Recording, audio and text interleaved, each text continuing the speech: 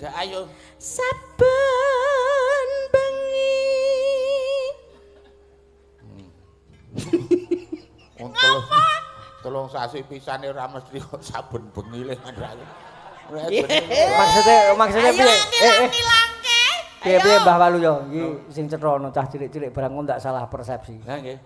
Tolong piye saben bengi. Iki ning ngomong saben bengi lah tolong sasi pisane ra mesti lho. Le ngopo? Le prai cetha melu wayangan terus ngono. Oh iya ding. Aku ki rak ya goro. Nyawang.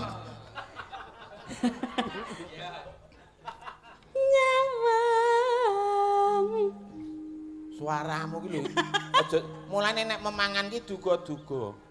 Lah iki mawon. Lho, ibu-ibu monggo lho dipun rahapi lho sekecake mawon. Mun aku ora nyekecake ndarane ra ngestoni. Anu lho Lur, lemper tak telu. Semangka bleng. Roti bleng. Mangan imbuh aku batin iki bintang tamu apa jugangan. Ndarane dikira ora rahap. Ya rahap ning aja gebangetan lha dibuntel rasa dipangan kabeh. Malah kon buntel. Nyawang konang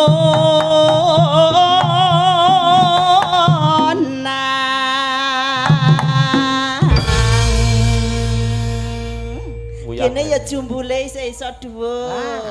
Andekno wingi tak kon jumbul alasane kabotan. Lah baru operasi lho iki. Wole operasi wis 4 taun kok dirasake. Padune rak sampean ki ngarep-arep kanca-kanca men do tilik to. Kuwi operasi gur tak nggo golek sandang pangan liku operasi iki. Oh iya, ngapusi. Lara kok nggo golek sandang pangan ki piye, Mbah? Weh, tenan aku ki ming operasi udun bayar 500. Aku namane rumah sakit 9 dina wong tilik iki aku entuk 9 juta. Wah. Kuwi ming wudun ya? Ming udun.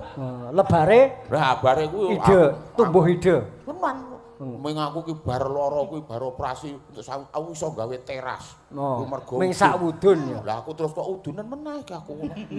Tak kono operasi gandeng ping pindho rak bayar aku. Ha iya. Bayar 5 juta wong dokter beda. Aku gletek 21 dina ning rumah sakit blas ora nang wong niliki. Oh sing tilik iki sing kendang siji. Oh iki ya tilik ta? Iki ya tilik iki. Pak Anom. Oh tilik. Terus iki sing nyeren iki ya tilik. Iki ya tilik ta? Oh tenan kae sing ngendangke niki Pak De nggih tumbas wedang. Tak tiliki 100. Terus iki Pak Anom niki Pak De nggih tumbas jarang 200. Kira 300 bisa. Sing nyentrem iki teko. Niki nggih tumbas jarang. Lah kok tak tiliki mungkur ki ditukari 100 to. Lah kok bisa? Tilik kok ngruwek. Kok ngruwek? Ketekan copet. Nah sing ngendangke ya rada bejikar sithik kae. Niliki wong operasi nggo jeruk seprapat kecutir alok-ilok. Lah sampean ki jale kolesterole dhuwur ya bener no nek dikeke jeruk kecut. Lah ya mulih iki karo aku rak ditiliki wong nggo gedang, ora tak pangan, suliwang dudu gedang ambon ki lah kok sing kendang iki. Kok mboten didhahar Pak Dik, ora oleh mangan gedang nek kula betul asal gawanan. Jadi jeruk seprapat kecut iki dijoli gedang selirang. Oh sampe lah rek wis sah tinari to. Nah, ra ora jawel aku jane ya maksa kok. Ben. Yen Mamat, aku apa kowe? Ya wis kowe wae. Yen memajang among karo janor kuning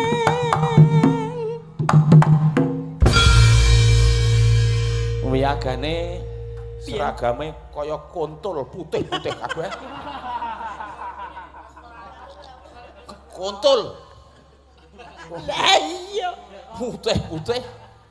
Kompak. Lek kompak ora mergo latihan. lah apa Mergo ditanggap. Kembang lewat pon. Ayo. kembang Ngene iki lho bojoku ki anggurannya nyekel. Suarane mesti dicekel. kembang Angger ditutut ki jerit. kembang Oh kok ora? wae nyo ah senengane Lambene. Lah nek sampean turah ngono aku urang ya. Lah iki wae ora iso mudel. Iki wae liyane wis tak ndum-ndumke gur karek turah.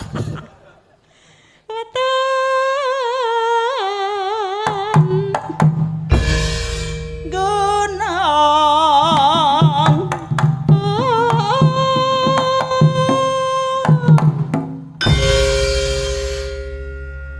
Pacita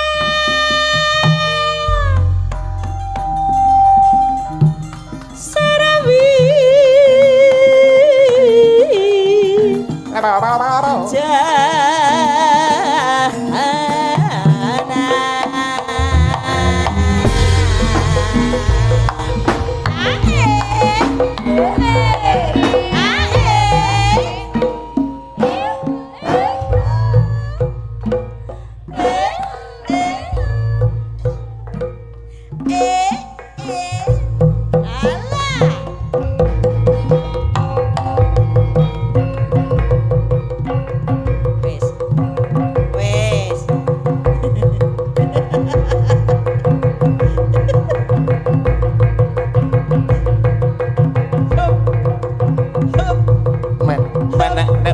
wengi men.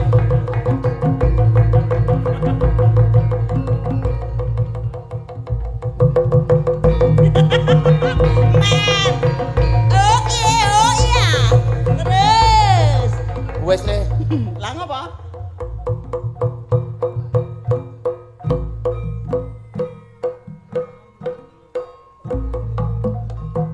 Wah, apik niki dijogeti apik iki.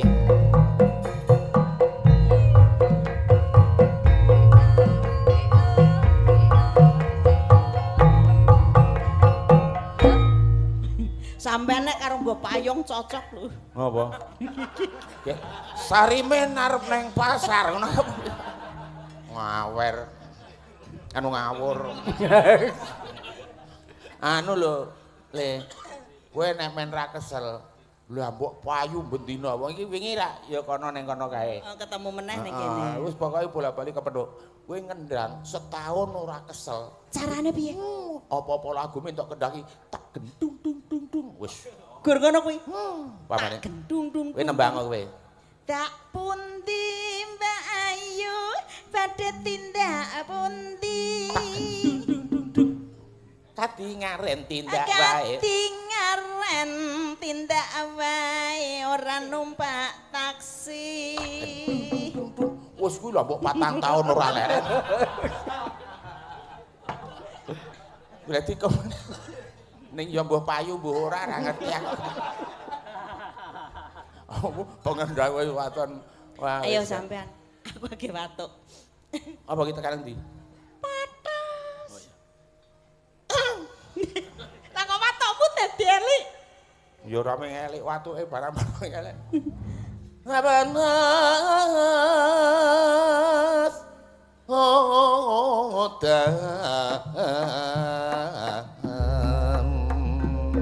Ayo.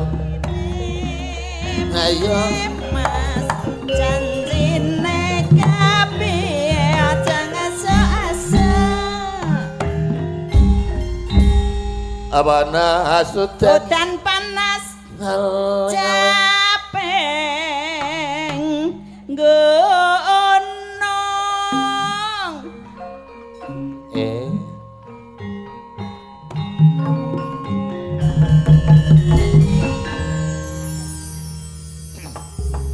Mangan roti ora keturutan, tuku klepon diwadahi piring. Apik. Wis pirang-pirang sasi ora tau tanggapan. Nganti blangkon nggo ngendhok kala jengking. Ngono kuwi lak mengku yonane.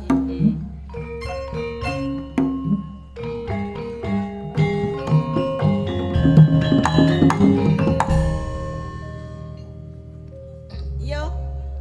Ini kanan, ini kiri, warga bandana sugih rejeki. Amin. Oh.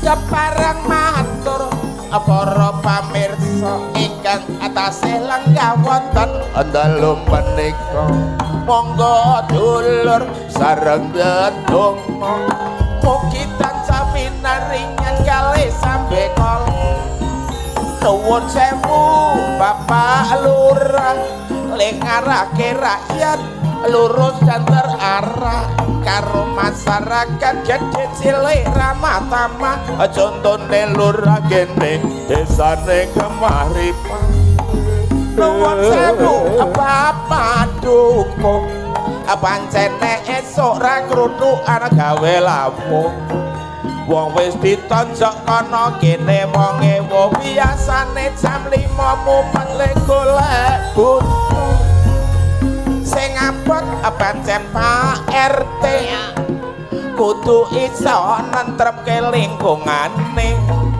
apa baten dawuhe dukuwe mongko RT rong karuan pira bayarane nuwun sewu Bapak Ibu guru le nyambut gawe Senin utuh ganti Setu ngendikane becik ora kena saru-saru guru kena dikuku kena ditiru ana meneh sing dadi sopir metu jadul sing dicekel ya mung setir wiwit esuk awan sore mondar mandir muat boto watu kayu kadang muat pas nuwun sewu Bapak polisi le nyambut gawe ora kenal lawan bengi karo masyarakat yakin mengayomi ngoyak penjahat dhewe ora tau duwe wedi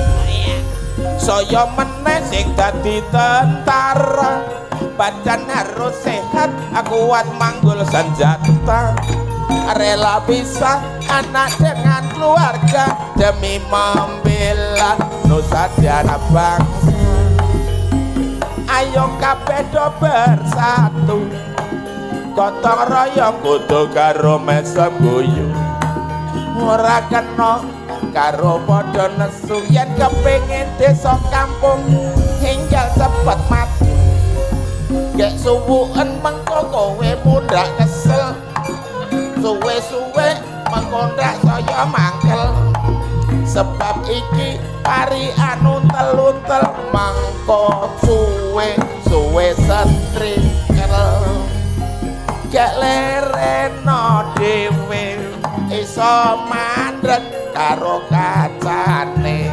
dikompake saron kempulan kenongi ayo kanca dilarake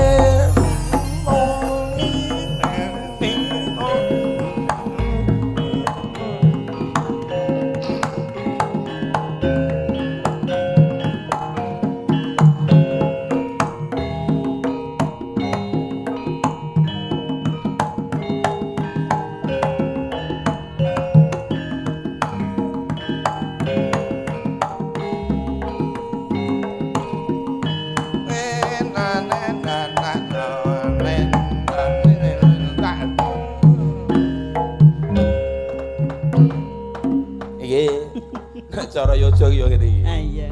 Dadi kudu nganti rampung kok ya ora iso kudu di jula-juline suwakane kaya ladrang. Udah. Iki pancen sing penting kompak. Anu kompak. Nadyan. Sik to aja nadyan to. Dilarase. Ora ngono. Dadi parikan iki mau ya ana sing becik ya dipethik nek sing ala sing kirana. Oh, lah nggih leres. Aja nganti kabeh iki mau digebyah-uyah. Mboten lho Pak De. Soale kabeh iki mau iki rak budaya Jawa. Nggih. Maling abot sing dadi wiyaga. Lah kene. Kudu dhisik anggone teka. Sopan santun mesti dijaga. Sing digelar budaya Jawa. Kabeh padha seragam. Kabeh padha. Ning sampean mau ya ngarane aja kaya kuntul to. Lah piye? Putih iki nandhake nek suci. Ya ngono ya kena. Kuwatir kleru to kowe iki ya. Nggih. Paling abot sing dadi sinden ora usah wedi arep budal ijen. Karo kanca ora perlu padha iren supaya ora nimbulke ati sentimen. Nggih. Kudu guyub rukun. Nah ya. Paling abot sing dadi dalang. Oh, Kancane nggon pedang piyambake lenggah ning nggon padang. Ning ngarepe kelir karo wayang tak dongake besok sansaya kondang. Nek wis kondang mesti sampean di Anggere ngajak aku. Iso dilimpake. Najan ya. Nadan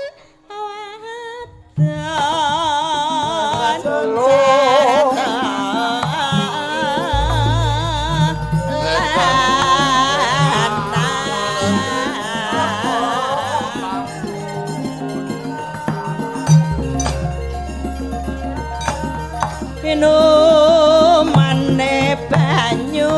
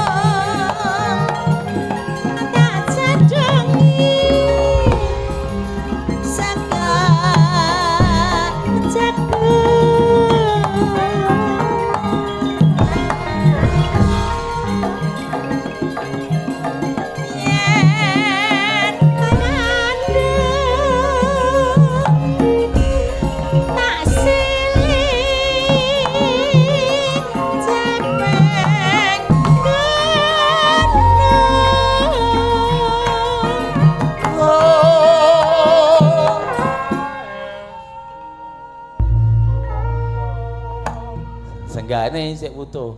Hah? Omahe suwung. Lho kok wutuh pripun? Lah ya isik netepi zaman biyen. Oh, lah nek sakniki? Nek biyen ki rasitane prunane dingokon makne gedhe, kok paranin makne cilik. Iya, terus tekan kono ora ana ngomah dadi omahe suwung. Nek saiki ora. dadi iso diringkes to? Iso. Nek dikongkon. Ben dikongkon tekan kono ketok nek kuncen keping. Oh, suwung. Pun ora nganggo omah. Oh. Sekar bisa nyawa Ampun. gunung desa dadi raja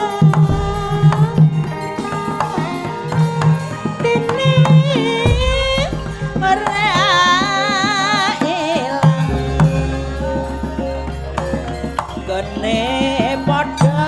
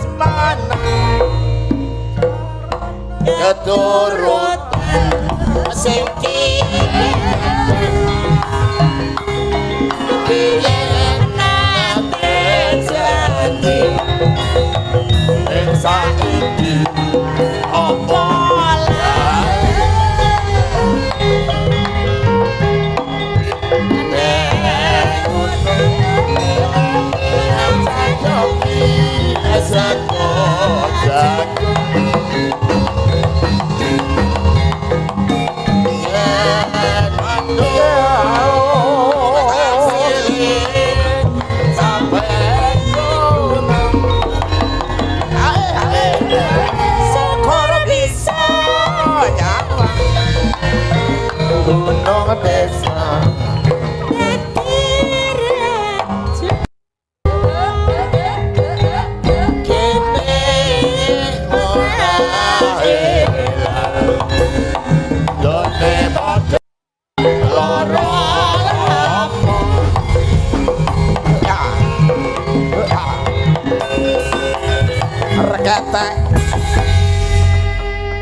Nggih, pamundutan saking bapak-bapak